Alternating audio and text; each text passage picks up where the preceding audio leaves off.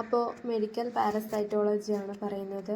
It is the branch of medical science which deals with parasites which live in the human body. Human ബോഡിയിൽ വരുന്ന പാരസൈറ്റ്സിനെ കുറിച്ചിട്ടുള്ള സ്റ്റഡിയാണ് medical പാരസൈറ്റോളജി. ഇനി ഹോസ്റ്റിനെ വെച്ചിട്ട് ഇവരെങ്ങനെ classify ചെയ്യാൻ നോക്കാം.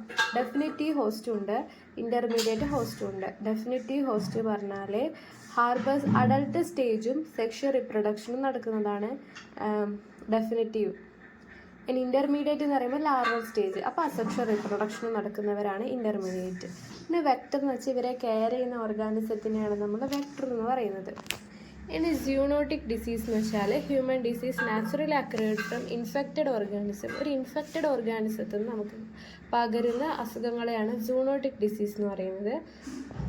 പാരസൈറ്റ്സ് എന്ന് പറയുന്നത് ഇവർ ഇൻസൈഡ് ദ ഹോസ്റ്റ് ആണെങ്കിൽ നമ്മൾ എൻഡോ പാരസൈറ്റ്സ് എന്നും ഔട്ട്സൈഡ് ദ ഹോസ്റ്റ് ആണെങ്കിൽ എക്ടോ പാരസൈറ്റ്സ് എന്നാണ് പറയുക.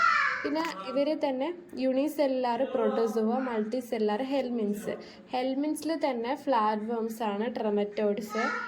അതിൻ്റെ ഷേപ്പ് വെച്ച് പറയാം. Segmental ribbon like cestodes, cylindrical nematodes. According to the area of inhabitation in humans parasites are classify. എവിടെയാണോ ഇവർ വരുന്നത് അതിനനുസരിച്ച് ഇവരെ രണ്ട് രീതിയിൽ, ഒന്ന് ഇൻഡസ്റ്റൈലാണെങ്കിൽ ഇൻഡസ്റ്റൈനൽ പാരസൈറ്റ്സ് എന്നും ബ്ലഡിലാണെങ്കിൽ ബ്ലഡ് പാരസൈറ്റ്സ് എന്നും പറയുന്നു. Blood parasites are the type of parasites which inhabit in the blood and tissues other than intestine. ബ്ലഡിൽ ഇരിക്കുന്നവരാണ് ബ്ലഡ് പാരസൈറ്റ്സ്. ഇവരിൽ മെയിനായിട്ട് വരുന്നത് പ്ലാസ്മോഡിയാണ്, നമ്മൾ മലേറിയ കോസ് ചെയ്യുന്നത്. പിന്നെ വിർച്ചറിയ ബ്രാങ്കോഫ്റ്റി, ബുർജിയ മലായി, പിന്നെ ട്രിപ്പനോസോമ, ലീഷ്മാനിയ. പിന്നെ ഇതെങ്ങനെ നമ്മൾ ഐഡൻറ്റിഫിക്കേഷൻ ചെയ്യും?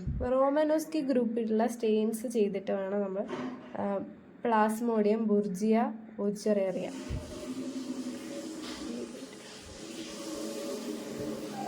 ഓക്കെ, ബാക്കി അടുത്ത ക്ലാസ്സിൽ കേട്ടോ.